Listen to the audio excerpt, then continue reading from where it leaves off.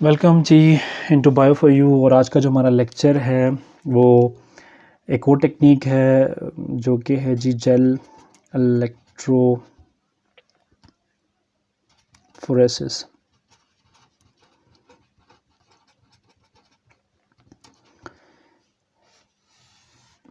जैसे मैंने आपको बताया था पिछली जो हमारा लेक्चर था उसमें मैंने आपको क्रोमेटोग्राफी के हवाले से बताया था।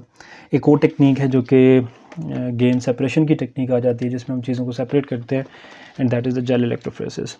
इसमें दो चीज़ें यूज़ हो रही हैं। एक तो आप देख रहे हैं इट्स अ जेल लाइक कुछ चीज़ है, हम विस्कस चीज़ को हम यूज़ कर रहे हैं फॉर द सेपरेशन। और दूसरा हम क्या यूज़ कर रहे हैं, इसमें इलेक्ट्रिसिटी यूज़ कर रहे हैं। तो जब हम इलेक्ट्रिसिटी की बात करते हैं तो हम फिर इसमें ऑब्वियसली चार्ज की बात कर रहे होते हैं। चार्ज की बेसिस पे सेपरेशन हो रही है। चार्ज के साथ साथ फिर उसका जो साइज़ ऑफ द मॉलिक्यूल है, फिर शेप ऑफ द मॉलिक्यूल है, वो भी क्या करती है जी, फिर साइज़ जितना छोटा होगा उतना वो जल्दी फास्ट करेगा, ट्रैवल करेगा। चार्ज तो ऑब्वियसली वो आ गया उसमें कि चार्ज की बेसिस पे सेपरेशन है। अगर पॉजिटिव है तो नेगेटिव की तरफ जाएगा, नेगेटिव है तो पॉजिटिव की तरफ जाएगा। साइज़ की बेसिस पे स्मॉल साइज़ होगा, small size will travel faster. Shape अगर उसकी राउंड शेप आ जाती है, कोई अनइवन शेप नहीं है, it will again travel faster than the uneven shape of the molecule. So electricity की और साथ में हम यूज़ क्या कर रहे हैं जी, जेल यूज़ कर रहे हैं। अब ये जो जेल इलेक्ट्रोफोरेसिस है, इसमें अगर आप जेल देखें तो हम दो तरह के जेल यूज़ करते हैं। एक हम यूज़ करते हैं जेल जिसको हम कहते हैं जी एगरोज जेल। तो उसको कहा जाता है as basically is the agarose gel electrophoresis.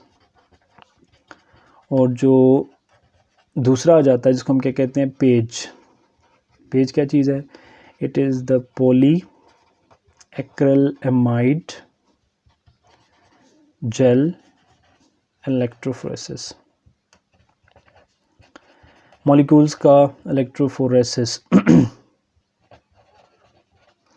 किस चीज़ का फ़र्क है जी, सिर्फ जो हम कंपाउंड यूज़ कर रहे हैं। यहाँ पे हम अगर एग्रोज यूज़ कर रहे हैं तो एग्रोज जेल इलेक्ट्रोफोरेसिस होगा। पॉली एक्रिलेमाइड यूज़ करते हैं तो पॉली एक्रिलेमाइड जेल इलेक्ट्रोफोरेसिस हो जाएगा। ये दोनों हैं, इनको यूज़ करने की वजह क्या है। जो एग्रोज हम यूज़ करते हैं इसका जो पोर साइज़ होता है वो थोड़ा ज़्यादा होता है। Pore size is greater than the acrylamide. और इसमें स्मॉल पोर्स बनते हैं। What do you mean by this, small pores and larger pores.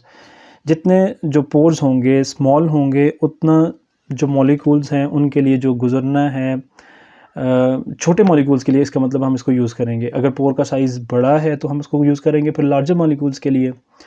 अगर हम स्मॉलर पोर्स वाला जो यूज़ करते हैं लार्जर मॉलिक्यूल्स के लिए तो उसमें से तो वो गुजरेंगे ही नहीं।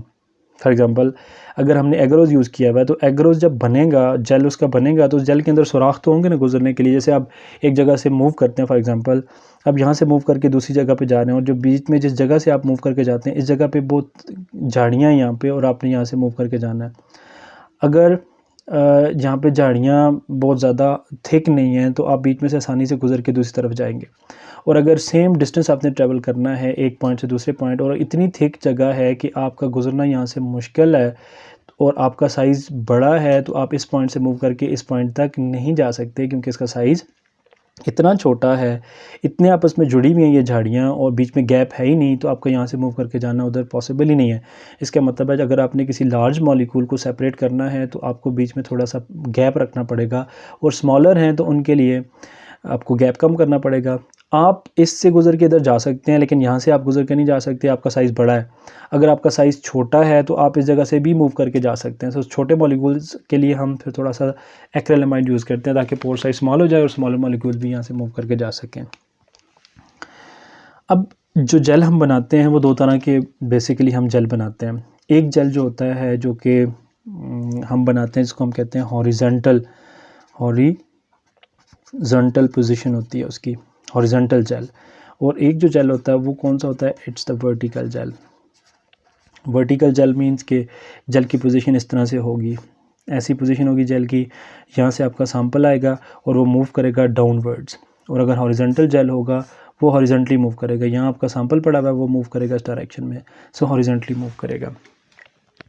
प्रोटीन्स के लिए मोस्टली वर्टिकल जेल यूज़ किया जाता है और उसमें एक्रेलेमाइड यूज़ किया जाता है। एक और चीज़ यहाँ पे मैं डिस्कस कर दूँ कि एग्रोज़ को आप कहाँ यूज़ करते हैं जी? डीएनए की सेपरेशन के लिए आप यूज़ करें इसको, आरएनए की सेपरेशन के लिए आप इसको यूज़ कर सकते हैं। अगर वो कैसे मॉलिक्यूल्स हैं? लार्जर मॉलिक्यूल्स हैं।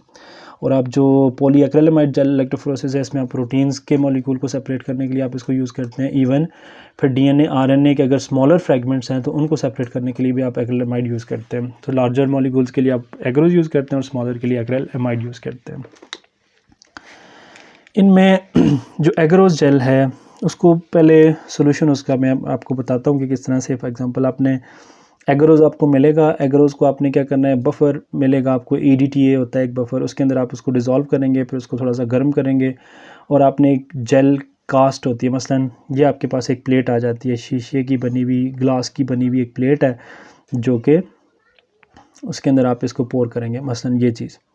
इसमें ये जो वॉल पूरी लगी हुई है ये बंद है सारी जगह, ये भी ग्लास प्लेट लगी हुई है, ये भी ग्लास प्लेट लगी हुई है, और ये जो नीचे लगी हुई है ये भी ग्लास प्लेट लगी हुई है। इट मीन्स इसकी 1 2 3 तीनों जो साइड्स हैं वो बंद हैं, वो ग्लास प्लेट्स लगी हुई हैं। ये जो साइड वाली जगह आ जाती हैं ये बंद नहीं है। यहाँ पे आप अभी कुछ लगा देंगे, टेप लगा दें आप, या आप कोई यहाँ पे कोई चीज़ अटैचमेंट के लिए लगा दें ताकि आपका जो जेल है जब आप इसमें डालें तो वो बीच में से निकले ना। 3 चीज़ें उसकी बंद थी, ये मैं अभी बंद कर रहा हूँ यहाँ पे इसको क्लोज़। ये मैंने कुछ लगा दिया टेप ताकि यहाँ से जेल हमारा बाहर ना निकले। इसके अंदर हमने क्या किया, एगरोज़ को गर्म करके उसका सोल्यूशन बनाया और इसके अंदर डाल दिया। थोड़ी देर के बाद हम इसको छोड़ेंगे तो ये अंदर क्या बन जाएगा, वो जेल बन जाएगा। जेली जिस तरह से हम बनाते हैं खुद घर में, उस तरह से ये जेल बन जाएगा। जेल बनाते हुए हम क्या करते हैं, जब ये जेल हम बना रहे होते हैं, ये फॉर एग्जांपल वो जेल इसके अंदर हमने डाला हुआ था, तो हम क्या करते हैं, इसके अंदर जो मैं रेड से शो करूँगा, इसके अंदर हम रख देते हैं एक कॉम्ब। जब हम कॉम्ब रखते हैं तो ये फॉर एग्जांपल हमने क्या रखी है उसके अंदर, इट्स अ कॉम्ब जो कंघी होती है जो हम बालों पे करते हैं, वो हमने रखी है। लेकिन ये इस तरह की बनी होती है कि थोड़ी सी उसकी जो ये जो टीथ्स होते हैं ये बड़े होते हैं इस तरह के, ताकि जिस जगह से हम इसको निकालें तो उस जगह पे एक सुराख बन जाए, इसलिए हम यहाँ पे कॉम्ब यूज़ करते हैं। जैसे आप कोई कुल्फ़ी है, उस कुल्फ़ी के अंदर आपको स्टिक लगा देते हैं, फिर स्टिक को निकाल दें तो जहाँ से आप स्टिक निकालेंगे तो उस जगह पे एक सुराख बन जाएगा। इस तरह से हम कॉम्ब लगाते हैं ताकि उस जगह पे सुराख बन जाए। ये जो हमने सेपरेटर्स लगाए हुए होते थे, इन चीज़ों को बाद में हम क्या कर देते हैं, इसको जब रिमूव करते हैं तो हमें जेल को हाथ नहीं लगाना पड़ता। हम इसको हटाएंगे तो हम इस ट्रे को पकड़ के जेल को क्या कर देंगे, अपनी जो उसकी लोकेशन होगी उस जगह पे जहाँ पे हमने इसको डालना होगा, टच किए बगैर उसको हम डाल देंगे। अगर हम टच करते हैं तो फिर हमारा जो सैंपल होता है वो रिज़ल्ट हमारे उस तरह के नहीं आते। ये फॉर एग्ज़ाम्पल जेल उसके अंदर बना था, ये जेल की एक स्लैब आ जाती है जो कि कहाँ बनी थी, ये बनी, ये जेल सॉलिडिफाई हो चुका हुआ है, तो ये स्लैब बन गई उस जेल की। इसके अंदर फिर हमने जहाँ से कंघी निकाली थी उस जगह पे क्या बन गया, सुराख भी बन गए। ये सुराख हमारे सैंपल लोड करने के लिए होते हैं। ये मैं आपको हॉरिजॉन्टल जेल की बात बता रहा हूँ। इसको फिर हम स्लैब को कहाँ डालते हैं, इस स्लैब को हमने डाला होता है एक टैंक के अंदर। दिस इज़ अ टैंक, इसको जेल टैंक कहा जाता है। और ये जो जेल टैंक है, उस जेल टैंक के अंदर हमने ये जो स्लैब है हमारी वो डाल दी। और जब स्लैब हम इसके अंदर डाल देते हैं, स्लैब के अंदर ये आपको वेल्स भी नज़र आ रहे हैं। वेल्स क्या चीज़ें हैं, इनको हम वेल्स कहते हैं, जो सुराख हैं जिनमें हमने सैंपल लोड करना है। जेल टैंक, उसके अंदर हम क्या डालते हैं, यहाँ इर्द गिर्द इस के अंदर हमने डालना होता है क्या चीज़, एक बफ़र डाला होता है। और बफ़र बेसिकली क्या करता है, ये इलेक्ट्रिसिटी को कंडक्ट करता है ताकि सर्किट कंप्लीट हो सके। इसको हम बैटरी के साथ जोड़ देते हैं, और जब बैटरी के साथ जोड़ देते हैं तो ये क्या बन जाता है, ये इसका नेगेटिव और ये इसका पॉजिटिव टर्मिनल बन जाते हैं। अब जो हमारा सैंपल होता है वो हमने यहाँ पे लोड किया हुआ होता है। मैं इसको थोड़ा सा हाईलाइट करके आपको बताऊँगा। जब हम सैंपल इसके अंदर लोड करते हैं तो वो सैंपल क्या करता है, फिर वो मूव करता है towards the opposite charge. For example इसी स्लैब को मैं अलग करके और फिर आपको बताता हूँ कि उसके अंदर अगर हम लोड करें सैंपल तो वो किस तरह से फिर ये रन करेगा। उस स्लैब को हम थोड़ा सा इनलार्ज करते हैं, और इनलार्ज करने के बाद उसको हम देखते हैं। ये स्लैब है फॉर एग्ज़ाम्पल, ये हमारा एक वेल था, फिर दूसरा वेल था, फिर ये तीसरा वेल, चौथा वेल, जो आपके रिक्वायरमेंट पे है कि आप इसको किस तरह से यूज़ करते हैं।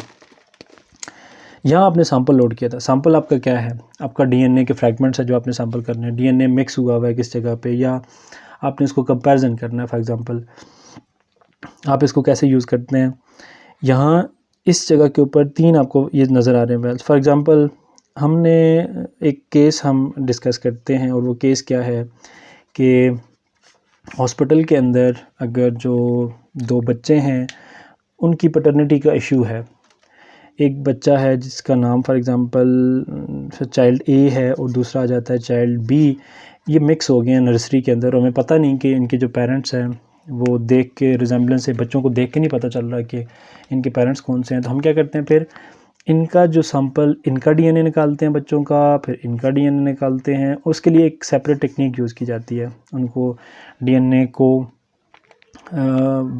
आप किसी सेल से निकालेंगे, उसके लिए एक टेक्निक है। फिर इस डीएनए के पीसेस कर देते हैं हम, ए के भी और बी के भी। पहले लेट्स से कि ए वाला बच्चा है, हम ए जो बच्चा है उसका डीएनए हमने आइसोलेट किया और उसके हमने क्या कर दिए, पीसेस कर दिए, डीएनए के पीसेस हमने कर दिए। अब ये जो डीएनए के पीसेस हैं इनको हम फ्रैगमेंट्स कहते हैं। These are the fragments. मैं इन चीज़ों को सिंप्लीफाई कर रहा हूँ, पीसेस इसलिए मैं कह रहा हूँ, all these are the fragments.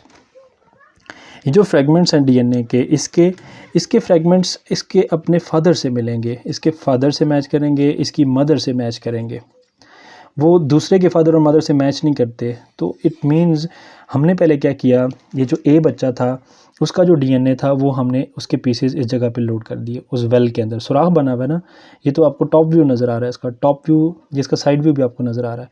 Side view में आप देखेंगे इसका जो वेल है वो नीचे की तरफ है, तो गहरा है ये वेल, उसके अंदर हमने सैंपल लोड किया हुआ है। तो ये चाइल्ड ए जो था उसका सैंपल हमने लोड कर दिया, उसके साथ हमने उसके फादर का सैंपल लोड कर दिया, उसके साथ उसकी मदर का सैंपल लोड कर दिया। इन तीनों को हम रन करेंगे। जब इन तीनों को रन करेंगे तो ये पीसेस क्या होंगे, मैंने आपको बताया था कि ये पीसेस छोटे बड़े हैं, कुछ पीस छोटे हैं, कुछ पीस बड़े हैं। और ये जो जेल आपको नज़र आ रहा है उसके अंदर सुराख हैं, जैसे ये झाड़ियों का मैंने आपको बताया था। अब इन पीसेस ने इन झाड़ियों में से गुजरते आगे की तरफ जाना है। अब यहाँ से ये पीसेस फॉर एग्जांपल, एक छोटा पीस, इसके अंदर जितने पीसेस पड़े हुए हैं, सबसे छोटा पीस आगे होगा, फिर बड़ा पीस होगा, फिर बड़ा पीस होगा, फिर बड़ा पीस और सबसे बड़ा पीस यहाँ पे होगा। इसी तरह से जो फादर के होंगे वो भी मूव करेंगे, इस तरह से मदर के मूव करेंगे। अब अगर हम फादर के साथ में मूव करवाते हैं तो भी आप देखें, फादर के मूव कर रहे हैं साथ में, यहाँ मूव किया, यहाँ मूव किया, यहाँ मूव किया। फिर साथ में जो मदर के हैं इसमें मैं और साथ में शो कर देता हूँ यहाँ पे। फिर मदर के हैं, मदर के यहाँ मूव किए, फिर यहाँ मूव किए, यहाँ मूव किए और यहाँ मूव किए। अब देखें ये जो फ्रैगमेंट्स हैं, सारे का सारा नहीं, उसका ज़रूरी नहीं कि सारे का सारा फादर के साथ मैच करे, सारे का सारा मदर के साथ मैच करे। इसमें से फॉर एग्जांपल 50 to 60% मैच कर रहा है, 30% मैच कर रहा है उसके साथ।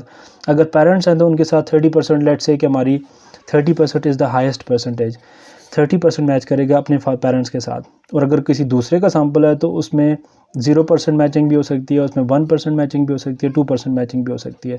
तो जिनके साथ 2%, 1%, 0% मैचिंग हो रही है तो इट मीन्स वो उसके पेरेंट्स नहीं है। जिसके साथ ज़्यादा मैच कर रहा है वो उसके पेरेंट्स हैं। यहाँ देखें, ये बैंड और ये बैंड आपस में, ये डीएनए का फ्रैगमेंट है जो कि रन किया था, ये मैच किए, ये मैच किए और ये मैच किए। तो आप देखें 1 2 3 4 5 6 में से 3 मूव कर रहे हैं, तो इट मीन्स 50% मैचिंग हो रही है। यहाँ अगर हम इसको देखें, मदर के साथ आप देखें, ये बैंड और ये बैंड मदर के साथ मैच कर रहा है, ये और ये मदर के साथ मैच कर रहा है, फिर ये 2 बैंड भी मदर के साथ मैच कर रहे हैं, ये भी मदर के साथ मैच कर रहा है। इट मीन्स आउट ऑफ 6 4, तो मदर के साथ उसका 60% मैच कर रहा है। तो ये जो मैचिंग की बेसिस पे हम कहेंगे कि ये जो फादर और मदर हैं इनके नाम, अगर ये फादर का नाम है फॉर एग्ज़ाम्पल बिलाल और जो मदर का नाम है जी, कोई भी नाम आप रख लें, मदर का नाम आ जाता है जी फॉर एग्ज़ाम्पल यास्मीन, तो मदर और फादर, ये जो बिलाल और यास्मीन है, ये जो बच्चा ए है जिसका नाम हम अली रख देते हैं, ये इनका बेटा है बिलाल और यास्मीन का, जो कि हमने जेल इलेक्ट्रोफोरेसिस के थ्रू उनको कंफर्म करके बता दिया। ये कौन सा जेल है जी, इट्स द हॉरिजॉन्टल जेल। और इसमें हमने किस तरह से किया परफॉर्म प्रोसेस सारा, जिसमें कि हमने ये सारे का सारा जेल रन किया, उसमें इलेक्ट्रिसिटी को हमने यूज़ किया और फिर साथ में ये प्रोसीजर सारा कहाँ पे हो रहा है, ये इस जगह पे हो रहा है जिसमें कि ये जेल टैंक के यहाँ पे पड़ा हुआ है और यहाँ पे करंट इसमें पास करते हैं। तो अब डीएनए के ऊपर फाइनली आप देखें, डीएनए के ऊपर जो चार्ज है वो कौन सा है, डीएनए के ऊपर चार्ज है नेगेटिव, तो वो किसकी तरफ मूव करेगा, वो पॉजिटिव टर्मिनल की तरफ मूव करेगा। तो डीएनए मूव करेगा नेगेटिव से पॉजिटिव की तरफ, इस बेसिस पे ये सेपरेट होता है। This is the horizontal gel. Next lecture में मैं आपको वर्टिकल जेल के बारे में बताऊंगा। जो वर्टिकल जेल होता है वो किस तरह से होता है और फिर उसमें किस तरह से हम सेपरेशन करते हैं। पोजीशन का फ़र्क है, बाकी सेपरेशन की जो बेसिक्स हैं वो सेम ही है। हमारी रिवीजन भी हो जाएगी वर्टिकल जेल में और साथ में मैं आपको बता भी दूंगा कि वहाँ प्रोसीजर किस तरह से होता है। नेक्स्ट वीडियो में दोबारा मुलाकात आपसे होती है। अगर आपने अभी तक बाय फॉर यू को सब्सक्राइब नहीं किया तो आप इसे सब्सक्राइब कर लें और बेल आइकन को प्रेस करें ताकि नई आने वाली वीडियोस भी आपको नोटिफिकेशन मिलते रहे उनके। और जो कमेंट सेक्शन है उसमें भी आप मुझे बताएं, उसमें कुछ हम इम्प्रूवमेंट्स ला सकते हैं या किसी तरह से भी आप मुझे गाइड करना चाहें, यू आर मोस्ट वेलकम। और नेक्स्ट वीडियो में आपसे मैं दोबारा इसी वर्टिकल जेल के साथ डिस्कस करेंगे हम वर्टिकल जेल को। तब तक के लिए अल्लाह हाफ़िज़।